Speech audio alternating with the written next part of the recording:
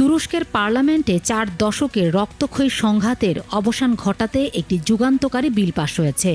Kurdistan workers পার্টির সঙ্গে দীর্ঘস্থায়ী দ্বন্দ্ব নিরসনে বিপুল ভোটে বিলটি অনুমোদিত হয়। এই আইনের অধীনে হাজারো কুর্দি যোদ্ধার শর্ত সাপেক্ষ ক্ষমার প্রস্তাব দেওয়া হয়েছে, যার প্রধান শর্ত হল পিকেকে তাদের সব অস্ত্র সমর্পণ এবং সাংগঠনিক কাঠামো সম্পূর্ণ বিলুপ্ত করতে হবে। তবে 1999 সাল থেকে কারাবন্দী থাকা দলটির সর্বোচ্চ নেতা আবদুল্লাহ ওজালান সহ সরাসরি হত্যাকাণ্ডে জড়িত বা যাবজ্জীবন সাজাপ্রাপ্ত ব্যক্তিরা এই ক্ষমার আওতার বাইরে থাকবেন। বিশ্লেষকদের মতে এই শাস্তি প্রক্রিয়ার মাধ্যমে তুরস্কের রাজনীতিতে প্রেসিডেন্ট এরদোয়ানের অবস্থান সুসংহত হওয়ার পাশাপাশি মধ্যপ্রাচ্যের ভূ রাজনীতিতে বড় ধরনের ইতিবাচক পরিবর্তন আসতে পারে। সরকারি বিভিন্ন প্রতিষ্ঠানে নিয়োগ পরীক্ষায় ভুয়া পরীক্ষার্থী ঠেকাতে বায়োমেট্রিক শনাক্তকরণ সহ 1 ডজন নির্দেশনা দিয়ে সব সচিব, বিভাগীয় কমিশনার এবং ডিসিদের কাছে অফিস স্মারক পাঠিয়েছে জনপ্রশাসন মন্ত্রণালয়। সম্প্রতি নিয়োগ পরীক্ষা, ভাইবা এবং যোগদান এই 3 ধাপে অভিনব প্রতারণার চিত্র প্রক্ষেপ নেওয়া হয়েছে।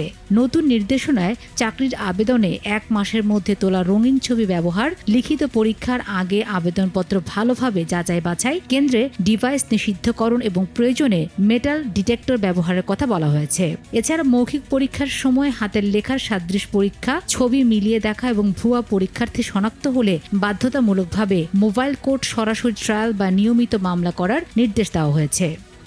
মার্কিন প্রেসিডেন্ট ডোনাল্ড ট্রাম্প দাবি করেছেন যে ইরানের সঙ্গে আলোচনা ভালোভাবে এগুচ্ছে এবং কৌশলগত দিক দিয়ে অত্যন্ত গুরুত্বপূর্ণ নৌপথ হরমুজ প্রণালীর পূর্ণ নিয়ন্ত্রণ মার্কিন সেনাদের হাতে রয়েছে। তবে তার এই দাবিকে প্রশ্নবিদ্ধ করেছে সমুদ্র পথে 2টি পৃথক হামলার ঘটনা। ইয়েমেনের হুতি বিদ্রোহীরা লোহিত সাগরের বাব আল মানদেব প্রণালীতে একটি জাহাজে হামলা চালালে 4 নাবিক নিহত হন, যা যুদ্ধ শুরুর পর জাহাজে হুতিদের হামলায় প্রথম প্রাণহানির ঘটনা। অন্যদিকে উপসাগরীয় ওমান সাগরে ইরানের বন্দরগুলোর উপর আরোপিত নৌ অবরোধ লঙ্ঘন করায় পানামার পতাকাবাহী একটি জাহাজে হামলা চালায় মার্কিন সামরিক বাহিনী। এদিকে ইরানের পক্ষ থেকে জানানো হয়েছে যুক্তরাষ্ট্র জব্দ করার সম্পদ ছেড়ে না দিলে এবং যুদ্ধ বন্ধ না করলে হরমুজ প্রণালী জাহাজ চলাচলের জন্য খুলে দেওয়া হবে না। শ্রমবাজারে কিছু কাজ থেকে মানুষকে সরিয়ে দিলেও উৎপাদন প্রক্রিয়ার অন্য ধাপগুলোতে শ্রমিকদের চাহিদা বাড়াতে পারে বলে কানাডার অর্থনীতিবিদ জা লুই আর্কা এক গবেষণায় মত প্রকাশ করেছেন। ব্র্যাক সেন্টারে সানেম আয়োজিত অনুষ্ঠানে তিনি বলেন, প্রতিষ্ঠানগুলো উৎপাদন প্রক্রিয়ার যে কাজগুলোতে সবচেয়ে বেশি সমস্যার সম্মুখীন হয় সম্ভবত সেখানে সবার আগে এআই ব্যবহার করবে। এতে বড় বাধাগুলো দূর হওয়ার পাশাপাশি অন্য কাজগুলো উৎপাদনশীলতা ও শ্রমিকদের চাহিদা বৃদ্ধি হতে পারে। তার গবেষণা অনুসারে উচ্চ আয়ের দেশগুলোর তুলনায় কম আয়ের দেশগুলো কৌশলগতভাবে এআই ব্যবহার করে বেশি উপকৃত হতে পারে। তবে বাংলাদেশে এর প্রকৃত প্রভাব বুঝতে আরও ডেটা ও গবেষণার প্রয়োজন রয়েছে। প্রাণনাশের হুমকির মুখে গত মাসে অত্যন্ত গোপনীয়তার সঙ্গে তুরস্ক ছেড়েছিলেন মার্কিন প্রেসিডেন্ট ডোনাল্ড ট্রাম্প।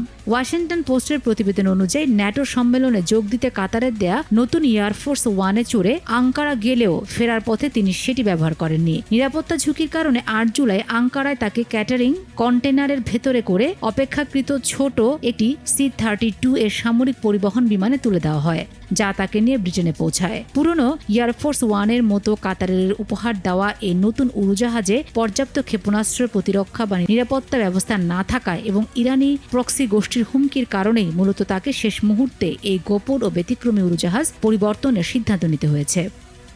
ভারতের দিল্লিতে 5ই আগস্ট এক সংবাদ সম্মেলনে ক্ষমতাচ্যুত প্রধানমন্ত্রী শেখ হাসিনা ও তার ছেলে সজীব ওয়াজেদ জয়ের দেয়া বক্তব্য বাংলাদেশ ভারত সম্পর্কে নতুন উত্তেজনা সৃষ্টির পাশাপাশি রাজনৈতিক অঙ্গনে আলোচনা তৈরি করেছে। সজীব ওয়াজেদ জয় মন্তব্য করেছিলেন যে ভারতের দক্ষিণে বাংলাদেশ পাকিস্তান হয়ে গেছে এবং ISI সেখানে অবাধ কার্যক্রম চালাচ্ছে। বিশ্লেষকদের মতে আওয়ামী লীগের শীর্ষ নেতারা ভারতে অবস্থান করা এবং নিজেদের নেতাকর্মীদের উজ্জীবিত রাখতে বা পশ্চিমা বিশ্ব ও ভারতের দৃষ্টি আকর্ষণ করতেই পাকিস্তান ও ISI এর প্রসঙ্গ বারবার সামনে আনা হচ্ছে। তবে বর্তমান বিশ্বে এই ধরনের পুরনো কৌশল আর তেমন কোনো গুরুত্ব বহন করে না বলে মনে করছেন অনেক নিরাপত্তা বিশ্লেষক।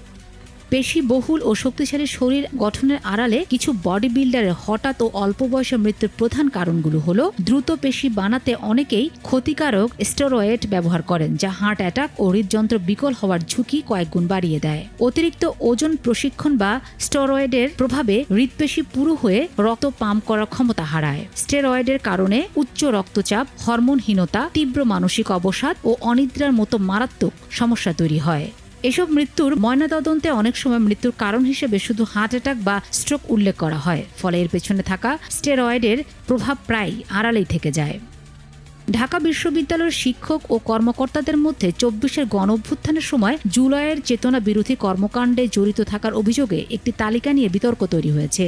অ্যান্টি ফ্যাসিস্ট ফোরাম বা ফ্যাসিবাদ বিরোধী শিক্ষক ফোরামের ব্যানারে উপাচার্য অধ্যাপক ABM ওবায়দুল ইসলামের কাছে শিক্ষকদের নামের প্রায় ২০০ পৃষ্ঠার ডকুমেন্ট ও তালিকা জমা দেওয়া হয়। গত ২৮শে জুলাই সিন্ডিকেটের বৈঠকে বিষয়টি উত্থাপিত হলে তা যাচাই বাছাইয়ের জন্য ৪ সদস্যের একটি কমিটি গঠন করা হয়। প্রাথমিকভাবে ২৩১ জন এবং পরবর্তীতে ২২৫ জনের দুটি তালিকার কথা জানা গেলেও বিশ্ববিদ্যালয় প্রশাসন বা ২ প্রো ভিসি স্পষ্ট করেছেন যে এই তালিকা তৈরির সঙ্গে প্রশাসনের সরাসরি কোনো সম্পৃক্ততা নেই।